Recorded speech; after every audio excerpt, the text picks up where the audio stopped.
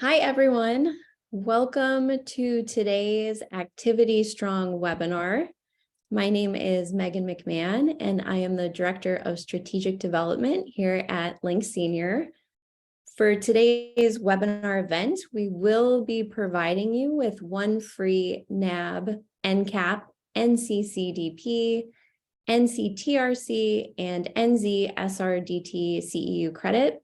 To be eligible for those CEU credits, you do need to remain in the room for the full hour today. At the end of the webinar, I will provide the required post-webinar CEU survey evaluation link in the webinar room chat box. And I will also send that link to you by email. So please be sure to check your spam folder this afternoon in case that email lands there. The CEU survey must be completed by midnight Eastern Time this Thursday. And if you have any questions about the CEU process, you can shoot us an email at webinars@linksenior.com. Your CEU certificates will be issued before the end of the day on Friday, January 20th this week. I'll now hand it over to Charles D. Villemorn, CEO and co-founder of Link Senior. Charles? Thank you so much, Megan. Welcome, everyone. I'm very excited to introduce and have you all for our second Activity Strong webinar of 2023. As a reminder, Activity Strong is this platform that we started here at Link Senior to acknowledge the amazing work of activity and life enrichment directors, but also hopefully to educate and empower you all. And I'm so excited to have Dr. Jen Taylor come back. Some of you might remember she did an amazing webinar. I think it was end of 2020. I forget the exact date. But today we're going to be focusing on something probably the most important, which is you all. And the title of our webinar today is Self-Care Beyond the Bubble Bath. Before I introduce our speakers, just a little bit of background. So as you might remember, for some of you that are coming back, our chat feature can become very, very busy. If you want the whole audience to see what you have to contribute, please make sure you select from the drop-down everyone. Otherwise, it's only by default directed to the panelists. And if you have a question or a comment specific for our speakers today, please make sure to use the Q&A feature, as it makes it much easier for us to resurface questions for our speakers. So before we get started, as Megan mentioned, my name is Charles Villemorn. I'm your host today. I'm the CEO and co-founder of a company called Link Senior. Among other things, I believe that older people are cool and that our industry is quote unquote activity strong. But these are the values that we have at Link Senior, right? So one of them, as I mentioned, is simply that we're not a fan of segregation based on age. We think that everybody is cool, including older adults. And Activity Strong really stemmed right at the beginning of this pandemic, is this initiative that we lead, but we do that in partnership with amazing organizations that I recommend you all consider. And they are Activity, Connection, NCAP, and NAP. Some of you sometimes ask, and if you have more questions, please feel free to reach out afterwards. But Link Senior is a resident engagement company. We're very excited to work with amazing organizations, and through them, in partnership with them, I should say, we touch the lives today of 50,000 older adults in the US and Canada. And we essentially help you augment your resident engagement efforts. So I like to say that we help professionals like you work smarter, not harder. And we actually give you data to then partner with other departments and so on and so forth. And in terms of data, we're actually very proud of our work and also the fact that it's quote unquote evidence-based. This was proven in a clinical study that was published back in 2019. So our speakers today, our topic today, here the webinar objectives. I really thought about different options, different ideas of how to introduce our speakers and the topic. But I think that in the end, understanding that all of us work in resident engagement, I thought it was kind of cool to start from the beginning and basically say, kind of explain a little bit what resident engagement is about. And I like this angle as a way to understand it because it's really, really simple, right? Resident engagement in senior living is about humans, i.e. you all, helping other humans, i.e. your residents, being humans, i.e. finding purpose every day. And as you can see on the top of this little pyramid that I did with the text is you. And a lot of things that we know about self-care is that it's very difficult to help other people if we're not taking care of ourselves. So we strongly believe that you all are essential. And this is why I'm so excited to introduce or re-welcome, I don't know if that's an English word, but welcome again, Dr. Jen Taylor, Assistant Professor of the University of Wisconsin-La Crosse, and Tara DeLong, Associate Teaching Professor at University of Wisconsin-La Crosse. I'll let you both take it from there, and thank you for being with us. Thank you. Thank you, Charles, and thanks for having me back and welcoming Tara, who I work with here at the University of Wisconsin-La Crosse. So I'm super excited. I was telling Megan, it's just about my favorite webinar because on those really hard days, all your comments that you guys do at that survey at the end, I take them out and I read them. And I'm like, okay, some people think I'm all right. You know, on those hard days when you're just like, why am I doing this? So we're going to get started right away. And I'm going to turn it over to Tara for self-care beyond the bubble bath. Okay, so I want to just talk a little bit about just opening ground rules, or some like a little bit of a welcome. And I want you to know that, of course, there is a ton of material that we have. So we're not going to be able to go in depth with some of that material, but really our hope is that you all are going to be able to kind of do something cool or be able to work with the material and what works for your own experience in your own life, in your work life, and potentially in your work-life balance. So some of the things that we really want to make sure that we're thinking about is that when we come together and talk about something so broad, we really are thinking about, well, what are the identities in the room or in this space? And so not everything we have to say is going to fit who you are and what you need. So take what is working or what helps, and then move on to that next thing. The other thing, or the word of caution I would like to use with this type of material or this particular topic is that try to refrain from comparing yourself to other people in the space or doing the same work. Really, growth in this area is about, am I a better person from who I was 6 months ago or a year ago? So again, it's comparing ourselves and our growth and our evolution, not necessarily to the folks around us. So everyone's path is important. So being productive in our life and in our self-care is just a part of being human, but again, like just really being thoughtful about how we approach that so that it is meaningful to you. You might benefit from grabbing a sheet of paper and a pen or having something next to you. We're going to ask you for a couple of times to jot some things down or just to make some notes. So that might be an option for you. I know Charles just sort of briefly took a look at those objectives. So again, we're really trying to capitalize on a couple of concepts here, but these are our 3 top priorities for you all, which is just being able to define a few things and then to move forward with some tools. All right, so I don't know how many of you, and you can even say it in the chat box, have either seen this sign or currently have this sign hanging in your office, or maybe someone gave you a greeting card with it on or a quote card or something like that. I definitely can say, yep, I've had that in my office. And I always kind of live by it, right? Love what you do what you love. It's easy breezy. That's great.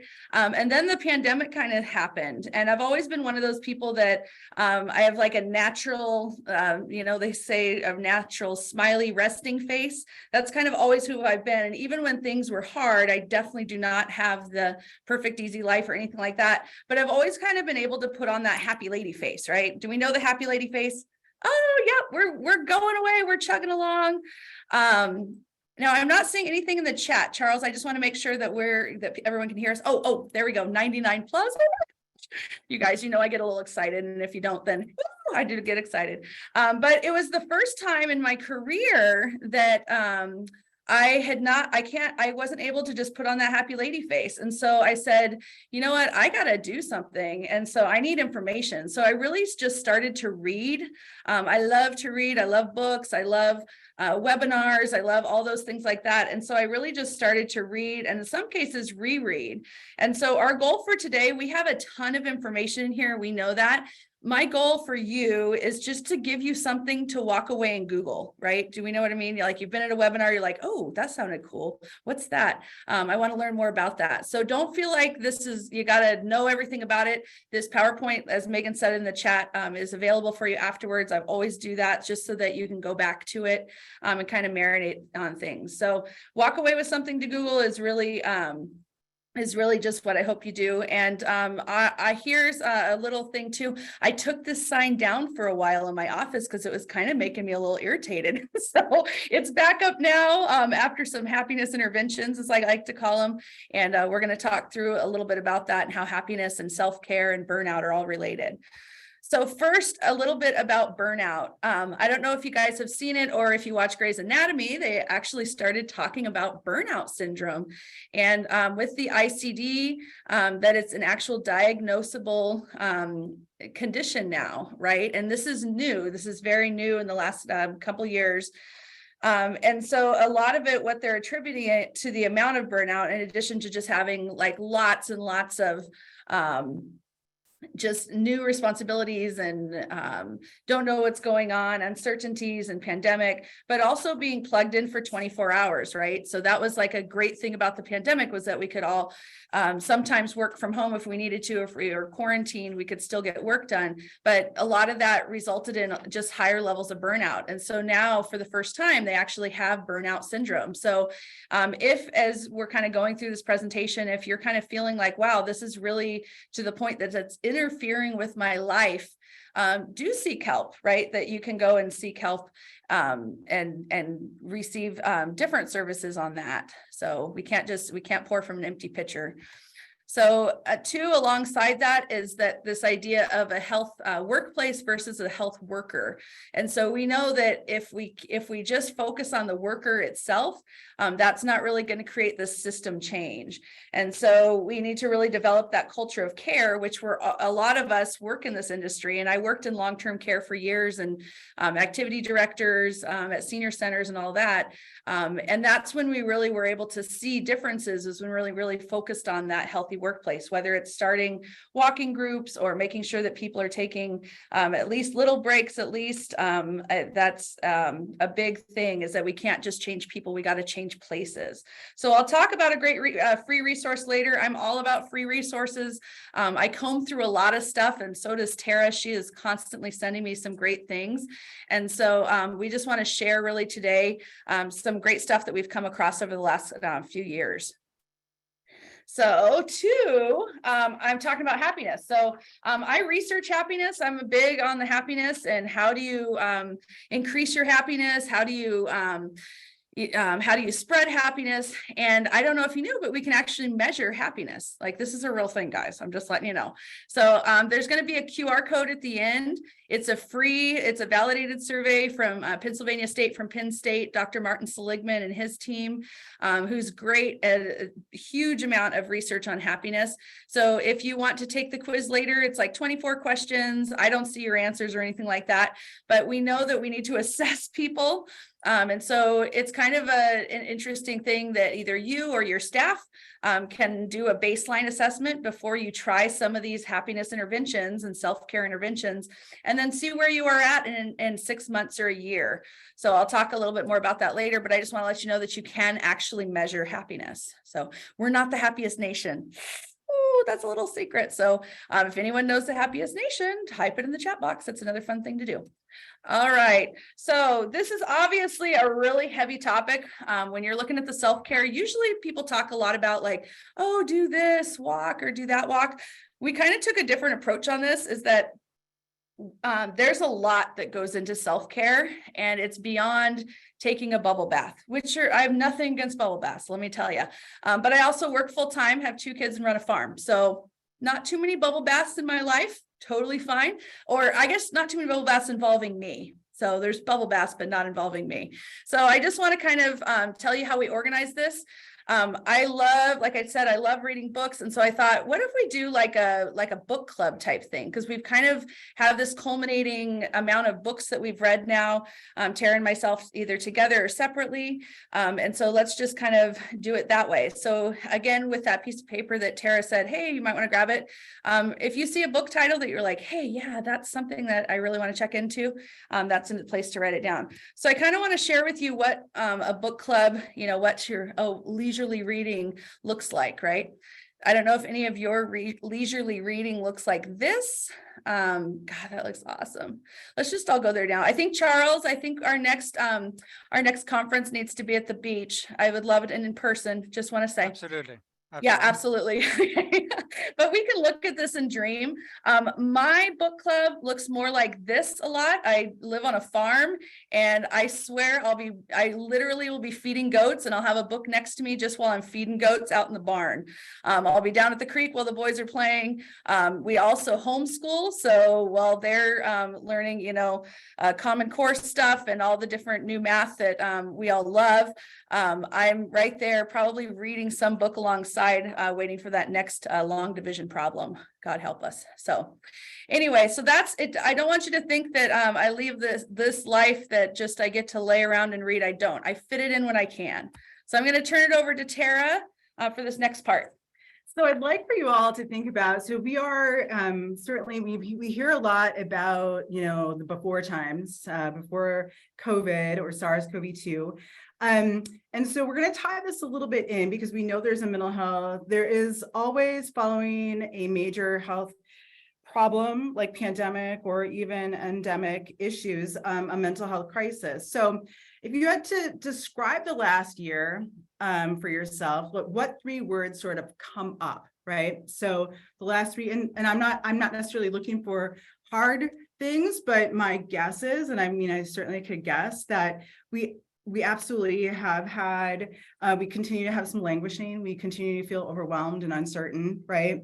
We continue to do hard things or face hard things at times when we are running out of energy, and our energy depletion continues to look and feel difficult. We also have discovered new things, and we're discovering that we are sort of validating ourselves and also looking at our values. And so we're going to talk about how that fits into this whole experience. But when I want to think about as we evolve, or we take a look at who we are, who we're becoming, I hear a lot of people talk about they can't really oh my gosh, the last 2 years, I hardly have a memory of it, right? Because it goes fast, and we've been in chronic stress mode, and there's lots that we haven't spent time reflecting on. And so I'm going to ask us to do a quick little exercise that correlates with the first book, or the first read that we've got going on. And so that book is called the Mindfulness Self-Compassion Workbook. And many of you might be familiar with Dr. Kristen Neff's work on self-compassion. She has a couple of books, and her writing partner, Chris Bremer, have come out with a couple of things. And I've incorporated this workbook into my clinical supervision class that I'm teaching with grads. And what I really like about it is that it starts out with this idea that we all can be more compassionate towards self. And so, and in this case, I'm going to have us grab that sheet of paper that I gave you. And I want you to think about a close friend, someone who's come to you with a challenge or a problem, who you are that person they can call in the middle of the night, right? You are that person who can listen. So bring to mind that individual, that close friend. And then I want you to think about if you were to respond to yourself like that friend responds to you. So I'm going to kind of read through a series of questions and have you thinking about what would your response be if you really were treating yourself like a friend. So we're thinking about a time when a close friend might feel bad about themselves or they're really struggling in some way. And how do you respond to that person? So what is your first response? Write that down. You typically do what? So you listen. You often, you're waiting, you're patient.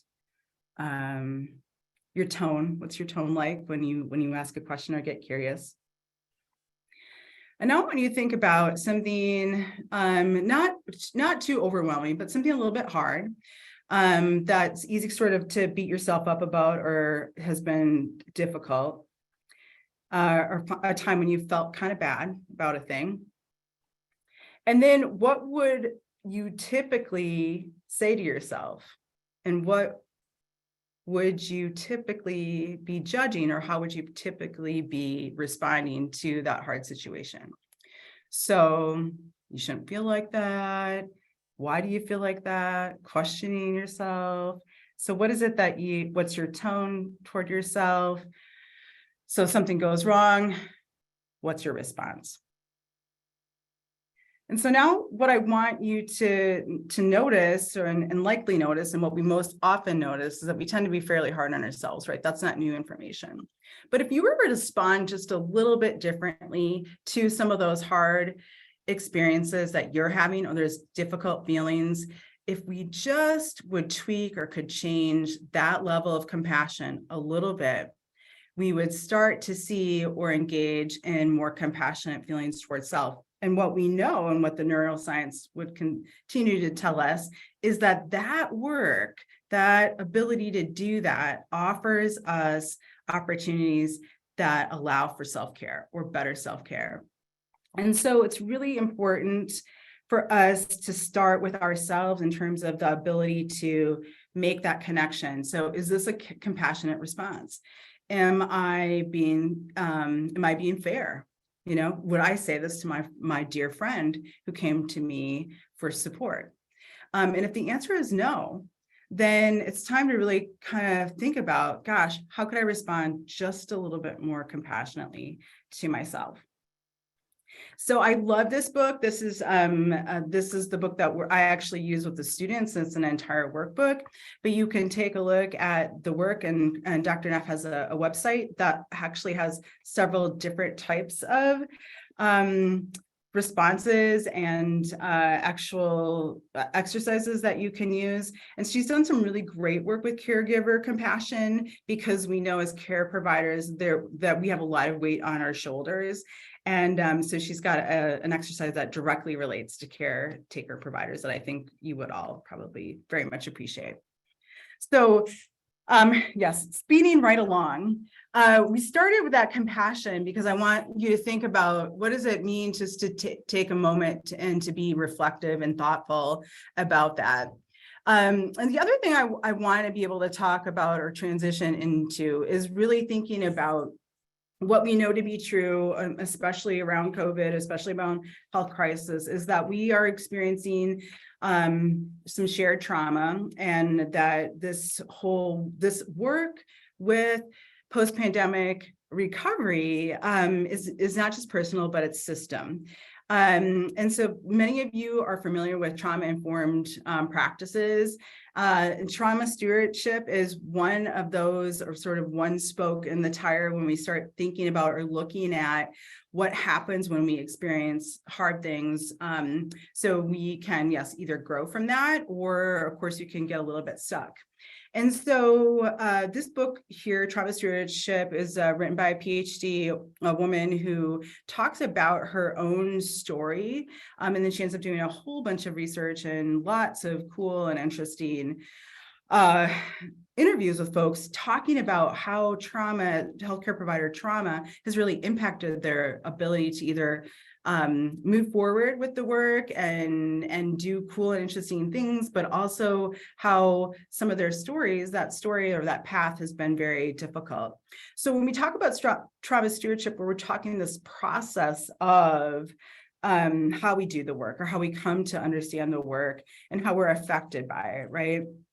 And so oftentimes we manage trauma exposure in different spaces and places in our work, and all of us have that. And whether or not we identify it as trauma or not, that's up to us. That's personal, right? But we know that there are definitely some things that connect or make those connections around those experiences. So is that transformational, that experience transformational?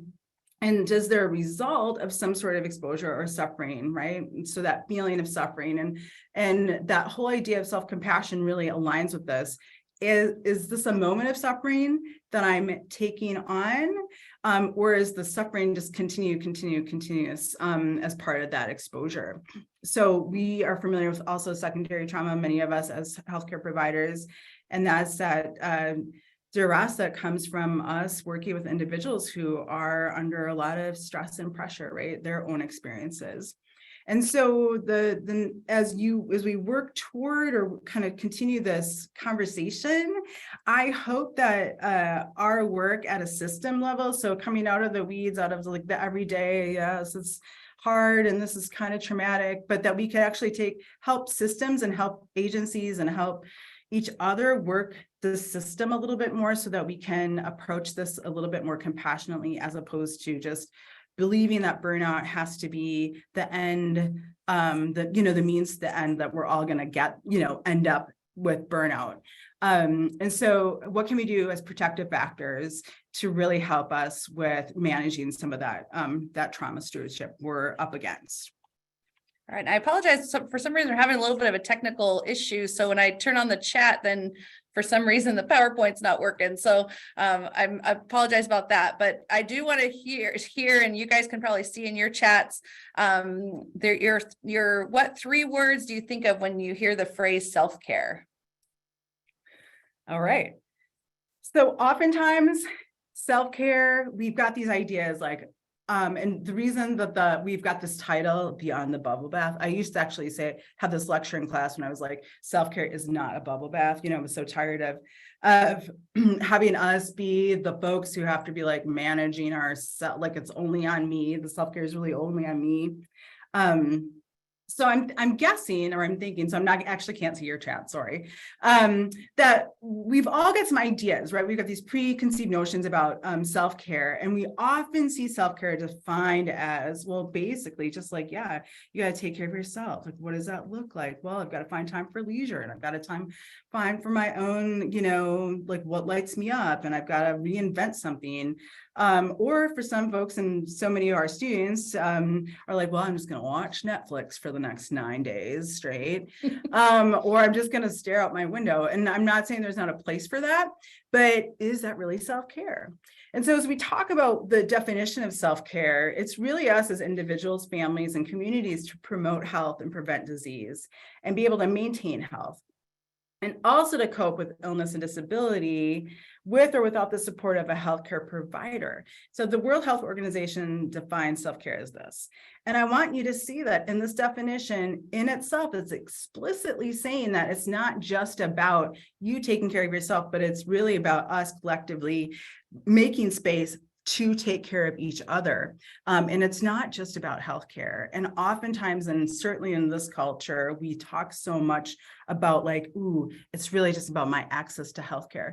The truth is, and what we know in public health is that it's not just access to healthcare that helps ward off some of these chronic diseases, right? It's yes, it's behavior, but it's also connection. And do we belong and are we connected?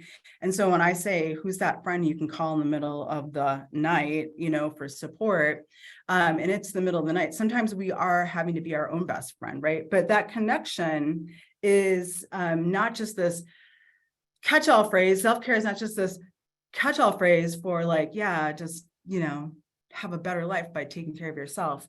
So it implies that well-being is entirely, not just in my control, that we've got to create ways in which self-care can happen in our environments, in our homes, in our workspaces. And so it's not this pull yourself up, the flowery version of self-care in my head, which is why I get so resentful about the word, is that, oh, it's just like pull yourself up by the bootstraps, right? And I'm not saying that we don't have to buck up sometimes Or that we, like I get that the oxygen mask is important, right? Like, I'm not saying the oxygen mask doesn't work, but what I'm also saying is that it's not just about me and what I'm doing. We've got to be able to create ways to engage in self-care with all of the individuals in our communities. Okay, so what some of us, so these are a couple of books that I read that after that the first summer, pandemic summer. It was an internship. I'm still the internship coordinator. And I was like, I'm gonna like die if I don't like do something else besides like put out fires. And so I picked up this book, Burnout, which is by the Nagassi sisters, and they talk about their story. And one of the things that they continuously talk about here is that they talk about we have to complete this stress cycle, like that we have to move that stress through our bodies, through and out of our bodies. And what we know about emotions is that they don't go away, right? So emotions will find a way to get out. And so here are a couple of books that I thought were really helpful because it gets you out of your head, and really self-care is about action. It's not necessarily about like doing nothing or thinking that nothing is going to help. And so that whole idea of the solo flight, I'm just going to go home and take care of myself and like do all the things that they say are right. I'm going to walk and exercise and eat my vegetables and like cut back on my coffee and like, yeah, whatever, that's not working for me. So then we have to really think about what are we including as part of this management of our self-care. And so we have to come up against these myths about self-care in order to move forward with them. This Geico commercial, and when this is embedded in our culture, right? Like our perception is our reality. So like here you see this Geico commercial, which I've tried to, clip here. And I love this because this is like someone bought an old house. It's like, 1898. And the woman is like, his house has got all these ghosts in it. And she's like saying to the ghosts, like, yeah, this is self-care, as she is walking upstairs with this face mask. And so again, it's not just about the actions we take for ourselves, but what else are we doing? So oftentimes the myths include things like, well, we're being selfish, where this is time consuming, this is expensive, this is for women, like, right, face masks are for women. It's earned, right? Oftentimes, and we know this when we think about activity and leisure, and then just self-soothing versus self-care. So like watching Netflix for 9 hours straight, yeah, you get to do it, but when you do it for 9 days in a row, that's just soothing yourself. You are not actually taking care of yourself. And so ironically, these efforts of sacrifice make us vulnerable to actually being selfish. So the more we try to deny ourselves that care, the more selfish we become, right? The more rigid we get, the more resentful we get. So people who are compassionate, these are folks who are able to ask for what they need. And being able to do that means that we can stay within our values and our boundaries. And so that is one huge impact that self-care can have when we're managing self-care for ourselves. All right, so switching gears a little bit. So I moved and started a new job and bought a new house and had this whole new life the first year that COVID hit, and I knew no one. And so and I moved to a new state and I had no family, and it was really like just honestly kind of super easy to throw myself into work, right? And so for the past couple years, I've been working just a lot of hours, right? And I know that just talking to my friends that still work and colleagues that still work in long-term care, the amount of hours that we're all working has just been a lot. Right? Like I saw your guys' first chat. I was able to see that first one where I saw overwhelming, exhausted, sad. There's a lot of feelings going on and they weren't super happy feelings. And I thank you guys for being honest, because I think it's so easy as activity professionals just to kind of keep going. Right. And so I just want to acknowledge that at some point we do have to kind of think for a minute and get back to living our own lives a little bit. And I realized that I was really neglecting some of those those moments in my life just because it was work really needed us, right? And people needed us. And so I just wanted to kind of talk about that a little bit. I also want to just share, I don't know how many of you guys out there on the chat there are born optimists. I would definitely describe myself, you might be shocked, as a born optimist, but through the last couple of years, I've really been thinking like, man, if I'm struggling and I'm this born optimist, how is everyone else surviving? And I'm fortunate to be married to the most non-optimist. I'm not going to call him a pessimist because he calls himself a realist. I'm familiar with realist. Tara's definitely the yin to my yang on that one, but my own partner at home, he definitely is like Mr. Half Empty. And so I had seen him struggle, and I'd seen, you know, a lot of people through my research and just through coming in contact. And I'd recommended lots of great reads and different books, but like I read those books to see if they were good, but I didn't need to use those for me because I'm like a pretty born optimist person, right? Happy usually, you know, 99.9% of the time, right? Like wake up in the morning with a smile on my face, even at 5 a.m., right? It's okay. I'm in bed by 10 Jen. You guys know the nickname. But this is one of the best books if you are someone who is either one, are you a born optimist and you find yourself struggling? The happy lady face is not working out for you anymore. This is hands down, I think, one of the best books. It's called Learned Optimism. And this is by Martin Seligman, who did that authentic happiness survey that I talked about just a little bit. But if you are not a born optimist, this is actually a book that I recommended to a lot of people who are like, you know, I want to be optimistic. I want to see, you know, the world as a half full glass, right? But this is the book that I really recommended through all the different optimism and happiness and motivation research. So if you need to retrain your brain, try this book. We know through research that optimism is actually 50% genetic. So you can blame your parents a little bit. So that's always good. Yay. Now that I'm a parent, I don't like that term so much, but that's fine. We'll go with it. But that leaves 50% up to us, right? So we have at least 50% of it. So this is a great book. Jot it down. Again, if you're a born optimist and like, whoa, I've never felt this kind of just thinking that maybe this is not all great. And then two, if you are not a born optimist and want to learn how to actually retrain your brain, it's pretty cool. This is another one that I came across. I just want to this is a faith-based book, but I like to read a lot of different things just to see, but I really loved her take on there's no such thing as work-life balance, and her whole thing on like do what works for you.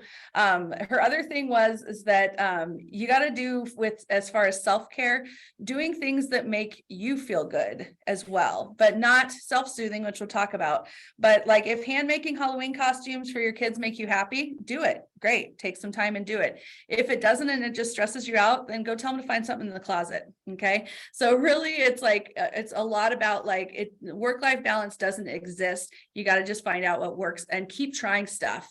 There is it's a free online workbook that I thought was great that kind of went along with that too for our book club that we're all in now. We have a nationwide book club, Charles and Megan. You guys are awesome for starting this thing. The other one, this is actually when I first started here in Wisconsin, I buy myself books to celebrate things because one of my friends who's a life coach said, you got to stop like rewarding yourself with food all the time because that's kind of what, you know, animals do. And so she said, I want you to think of a couple of things that you can reward yourself with that you like, and that it's kind of the price of a coffee or the price of a frozen yogurt or whatever. Not that we can't do that, but just some additional things. And so I buy used books. So I walked downtown in our city here of La Crosse, Wisconsin, and I found this book called The Happiness Project. And it was just a really fun read. This woman took a year of her life. She wasn't an unhappy person, but she has all the research in there on happiness. Well, not all of it, but a ton of it. And so she came up with this idea of focusing on one thing every month about happiness. And so I was teaching a freshman class. And so I thought, oh, let me do this, but I could do it over the course of a semester. So we focused on one thing every week. You guys know me, I love a good prop. So these are our little happiness toolkits. And I want you to know that it's not like this big thing. Okay. Happiness is not like a huge big thing that just happens. It's a bunch of little things. So in one of our envelopes, we have an awe walk card. Whoop, there we go. There's the camera. This is just a little card you can slip into an envelope for your coworkers, and just to take an awe walk, AWE awe walk. If you haven't heard of those, they're a pretty cool thing. But those are our happiness toolkits. So that's one of our envelopes. We are going to talk about these where you can open one up, one a day for, one every week, and just kind of practice that habit. Because again, this is like small changes in your life, right? It's not like this big thing where you're like, I'm going to do self-care and now forever. It's like these little things that just add up. So if you do want to take the happiness quiz, you're welcome to. This is the QR code. It'll link you out to a website for Penn State. And again, I'm not going to stay on this a long time just because this presentation will be available for you guys. And you can just grab onto that with your camera. You just point your camera at it. I'm not a technology person either. So you just point your camera at it and then it takes you out to that website because we've gotten a lot more used to QR codes anyway. But if you want to measure your happiness, it gives you a score from 1 to 5. And then again, that can be your baseline, and then try some interventions with you or you and your staff, even better. And then take it in another 6 months and see if you've had any changes. I've been teaching these happiness classes now at the university, and we have seen increases in happiness even in the midst of the pandemic when mental health crises were huge and real with college students, that we still found actual increases in happiness from pre to post. So, and that was in a 16-week class, just so you guys know, multiple times. So anyway, as far as the happiness toolkit, I just wanted to talk about that a little bit. We just put together it was a 5 senses toolkit. So for seeing, it would be like an awe walk card that just talks a little about going on an awe walk. Taste, it would be like just a little tea bag. So again, it's just a happiness envelope. And then each one of these, we have little envelopes inside. And then in each one, there's a little something. So like this one it was $100 bill, just Monopoly money. And then we said, what would you do with an extra $100? Some people it's like pay my rent, buy groceries. Some people it's like, oh, I'd actually give it away. So lots of cool things. So this does not have to be high tech. This is just envelopes and everything else. For touch, we did put we did make some with a bubble bath and some salt and just some essential oils. And then there was a meditation app with just, again, a QR code for hearing and meditation. Again, low cost, no cost, everything you can buy at the Dollar Tree, really. And then for smell, we took some flower seeds and put flower seeds in them. So these are little things that you can do for your staff, but they're kind of big things when you add them up together. I've now run this happiness toolkit class we actually did it with skilled nursing with residents. So I had 15, I ran it for a year, 2 different classes. I had 15 students, and they were actually paired up with residents at nursing homes across the state of Wisconsin. And we did it with that. We also did it with a group of caregivers. I have a caregivers one, and then a neurocognitive. And again, there was no cost to any of these classes other than with the students. They were obviously in college, but they were actually running the group. So then also a neurocognitive group as well. So happiness toolkits, give it a try. Nothing's going to happen if you don't do anything, right? You got to keep trying stuff.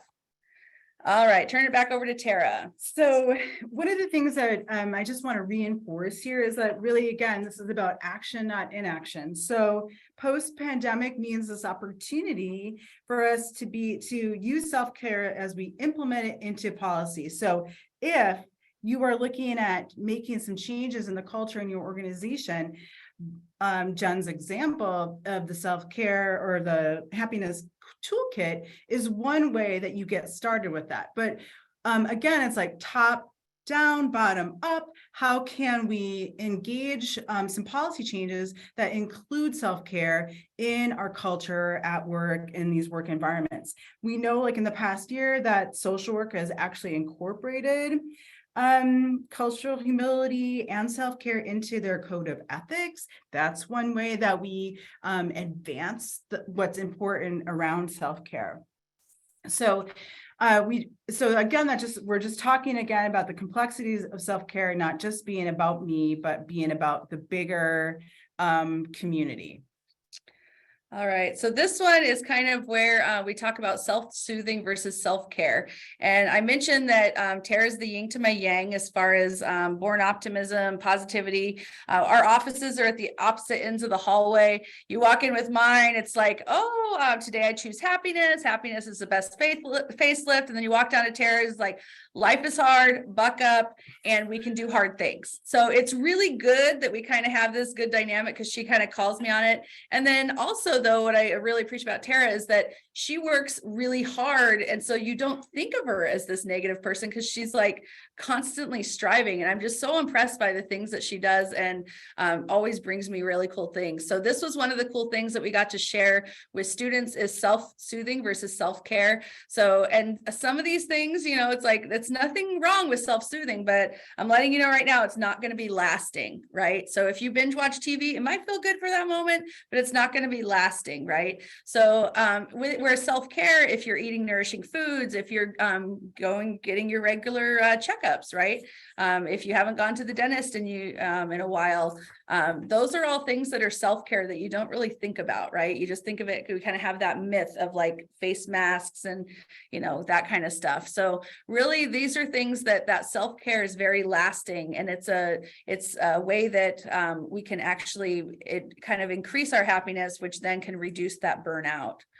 Okay, so there's some more things about self-care, just saying that it's all over the place, right? I think that's what we were trying to say here.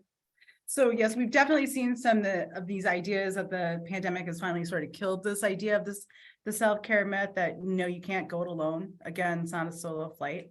So we'd like you to spend a minute, not even a couple, 1 minute, thinking about, take it away, Dr. Yeah, Jen. self-care plan. So self-care, just to kind of get a little bit more, we talk a lot about with our residents, right? These different domains of physical, psychological, spiritual, emotional, but having a plan for your self-care is such a vital part of actually getting it done, right? So at the end, and again, you're welcome to take this PowerPoint, and if all your staff wasn't able to make it, you're welcome to pull things from here and just create even a self-care plan with your team, right? Have other people do it. So on that piece of paper that you have, just to remind you, I don't know, when I go to webinars, I always have to have a piece of paper and then I hang it up above my bulletin board or whatever, so that it reminds me to, oh, I got to think about that self-care plan. So even if you just draw a circle, there's a lot of things in here that you can look at from the different domains of self-care. Because again, self-care is,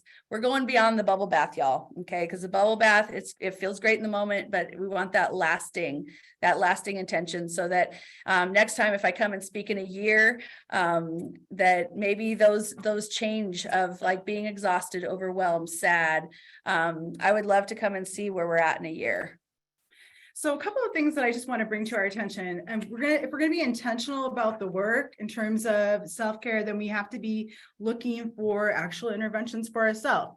So one thing that I brought with me today, and you can take a look at, maybe you've got an OT or an OT on your team, and you could do some work with sensory work. And this exercise actually comes from some research or some interventions around mental health, but that this is called a grounding technique that we use with a beanbag. And so oftentimes in the unit that I worked in an inpatient unit, psychiatric unit, and we would sew these and give these to clients or patients, and we were able to teach them how to use beanbag as a grounding exercise.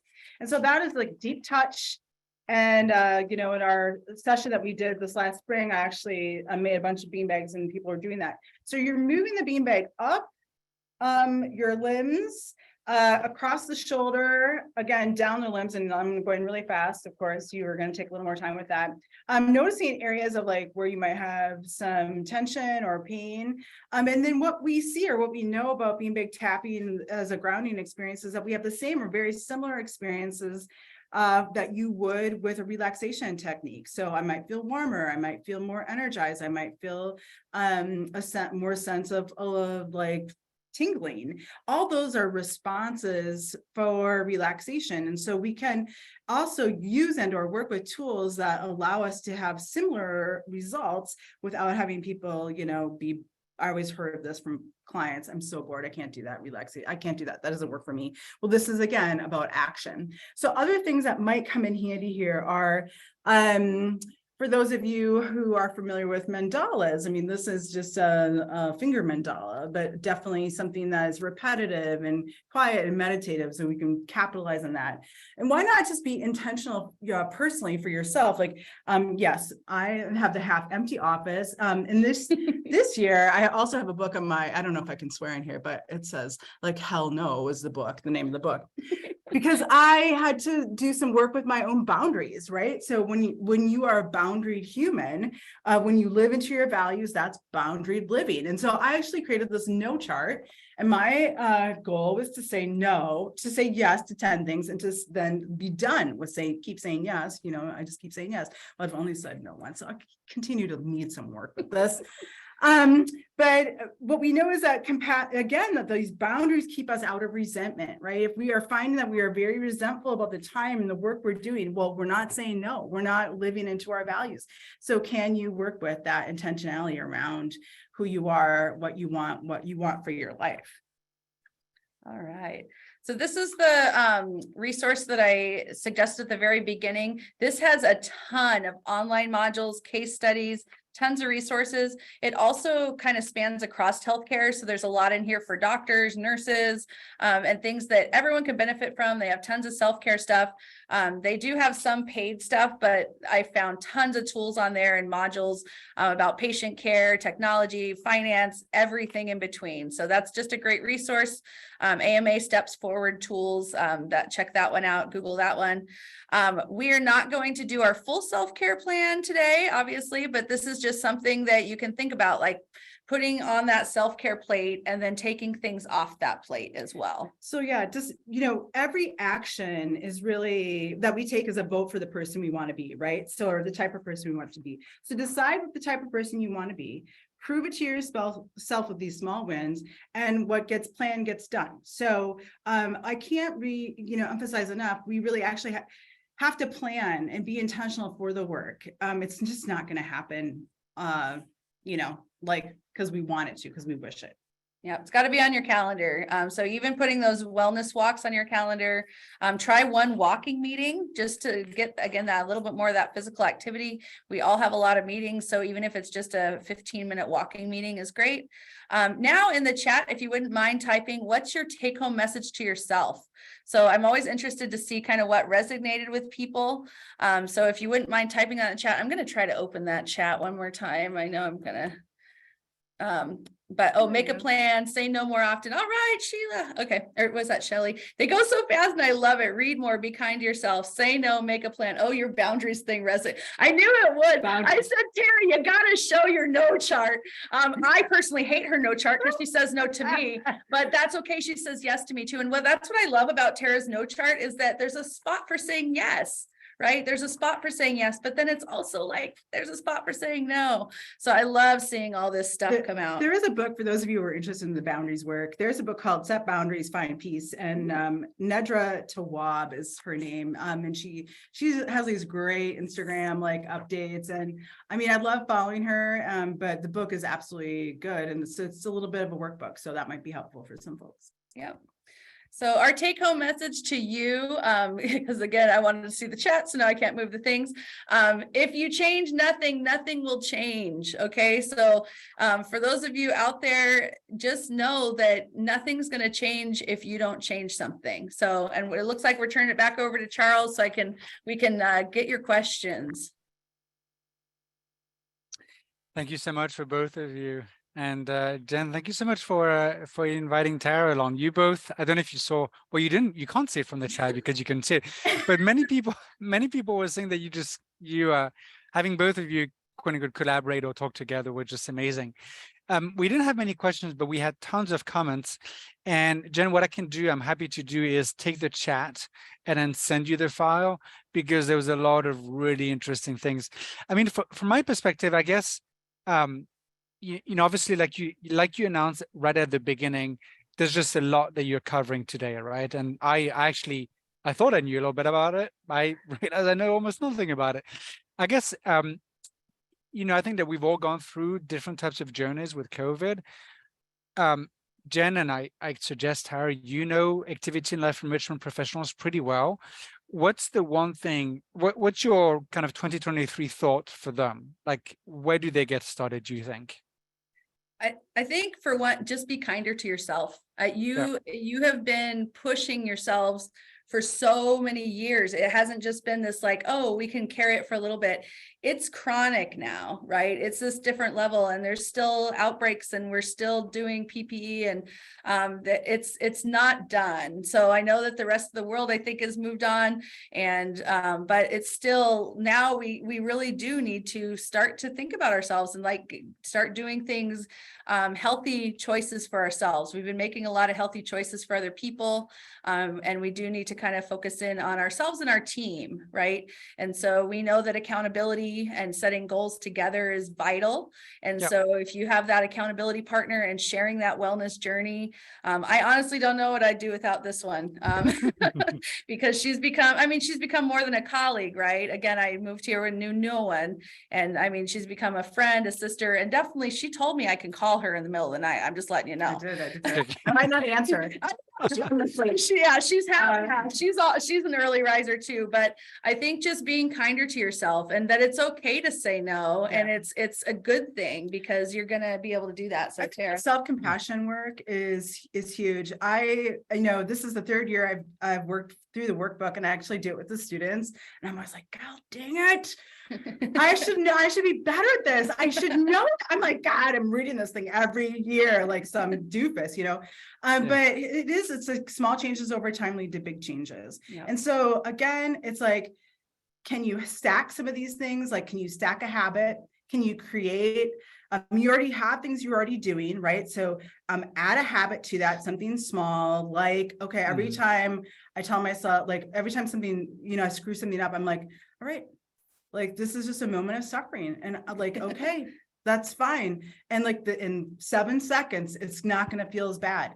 And so can we engage in that self-compassion? And and what I love about the students in my grad class is by the end of the semester, they'd be like, that's not very self-compassionate. Now we're policing each other's self-compassion. But I love that because like that tells us that we're helping people build these skills. Everything we talked about today is a skill, right? Yeah. Self-care is a skill. It is like, again, you can do the work, but you can't, it's just not going to happen magically. So, I mean, I love the self-compassion work. I can't say I love the happiness work. I did read the book, but the one book. I'm not talking I'm not talking about toxic positivity either. No, I'm not saying like positive for the sake of positive, or there's some, silver lining for every bad thing. No, I'm not. Maybe some things have happened and I've grown and I can acknowledge and recognize that. But again, it's just about small changes over time. Yeah. Well, thanks both for being with us today. I don't know if you just saw that, but somebody in the chat, Chris McCourt, just said that you both need a show. And I definitely agree. You both need a show. Jen, thank you so much for inviting Tara. Tara, thank you for joining. I love your comment about the fact that a lot of this is a skill, because it simply means that anyone, regardless of who we are, the background, the age, we can learn it. And I think that just that by itself is a very empowering idea and concept. So promise, we're not going to call you at night, but at the very least, I'd love to offer for the audience to contact us. That includes both of you, if that's okay, if we have any questions. Before we do that, I just wanted to share the fact that Jen and Tara were very gracious at the time, obviously in preparing today's session, but also helping us create a tip sheet. So please all consider, obviously contact our speakers today, but also download the tip sheet. And that's a great way to start implementing that for us. And like they both said, for our teams. Jen, I smile when you say that, because the SWOT tool that we design with you is something that I know some of our clients and beyond people in the industry are still using. So great. Thank you again for joining us. Just a couple of announcements before we wrap up. for people living in Ohio and beyond. As you might remember, Link Senior partners with the Ohio Person-Centered Care Coalition, and on January 27th, we have a webinar in partnership with them. We continue, obviously, the Activity Strong webinars, and then the next one is going to be on February 7th, and that's an executive edition, and it's actually going to be pretty cool. I've known Nate for years. He's a very smart and interesting person. He's a friend of mine. He started this company called Rubric, and it's all going to be about data and insights from move-in. That means the sales process, and then once our residents are living with us, and then how do you match these insights? We have our biggest event of Q1 happening on February 21st, and that's a half-day event. It's the Validation World Congress. As you might remember, some of you, we did it, that's our second one. The first one was last year, was very, very successful. And if you're not aware of the validation, it's the work of Naomi Fowle. It's called the validation method. And it's just amazing if you are interested in anything related to dementia and cognitive change and so on. And then last announcement is something exciting that we decided to start. I have to give credit to Stacy for thinking about it. Stacy was one of our speakers back in December, and she was thinking about, hey, can we do something like less structured and then our webinars? And so we're going to start and try Facebook Live sessions.